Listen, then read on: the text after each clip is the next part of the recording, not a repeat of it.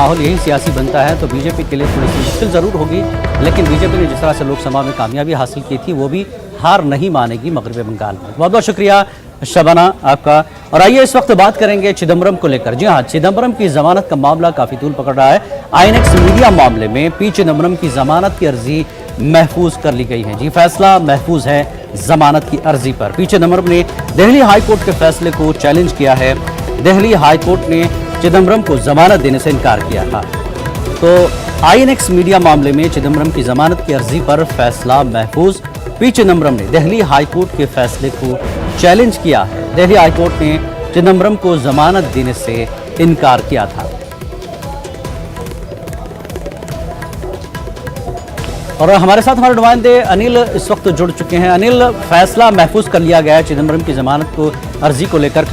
काफ़ी बहस हुई थी, कपिल सिब्बल और दीगर ने कहा था कि 3 महीने से वो जो है बगैर किसी सुविधा के जेल में हैं और जो इल्ज़ामात लगाए जा रहे हैं कि वो गवाहों को जो है छेड़छाड़ कर सकते हैं। तो ऐसी कई बातें हुई, फैसला महफूज कर लिया गया। आज उम्मीद थी कि ऐसा कुछ होगा, लेकिन क्या और कुछ अदालत में सुनने को मिला है?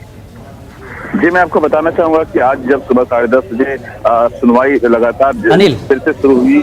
जी, मैं आपको बताना चाहूंगा कि आज जैसे ही 10:30 बजे सुप्रीम कोर्ट में सुनवाई शुरू हुई, कल भी हमने देखा था कि जब पी चिदम्बरम की तरफ से वकील कपिल सिब्बल और अभिषेक मनु सिंघवी ने बात रखी थी और कहा था कि पिछले 99 दिनों से पी चिदम्बरम जेल के सलाखों में है और ऐसा लग रहा है जैसे वो रंगा बिला है।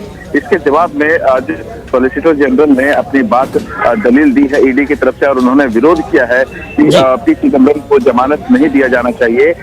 इसलिए विरोध के दौरान उन्होंने दलील दी है कि ये प्रभावशाली व्यक्ति हैं और वो गवाहों को और जो सबूत है उसके साथ छेड़छाड़ कर सकते हैं, गवाहों को प्रभावित कर सकते हैं।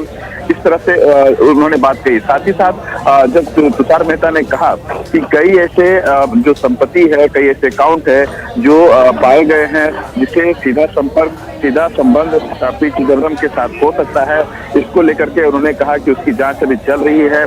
साथ ही साथ जो सॉलिसिटर जनरल तुषार मेहता ने यह भी कहा है कि 16 ऐसी कंपनियां हैं जिसका इस्तेमाल शेयर होल्डिंग पैटर्न बदलने के लिए या फिर मनी लॉन्ड्रिंग के इस्तेमाल के लिए किया गया। और उन्होंने यह भी अपने दलील में कही है बात कि 12 ऐसे अकाउंट जो कनेक्टेड हैं इस पूरे मामले पे वो देखे गए हैं। 12 ऐसी संपत्तियों का जो है वो पहचान की गई है और यही नहीं, 16 देशों से अधिक 16 देशों में कई ऐसे प्रॉपर्टी हैं जो कि चिदम्बरम से लिंक हो सकते हैं।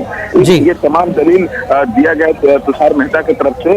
अनिल, ये फैसला महफूज कर लिया गया है, कब तक जो है जमानत की अर्जी पर फैसला अदालत सुना सकती है? क्योंकि अब दोनों तरफ से सुनवाई तो हो चुकी है।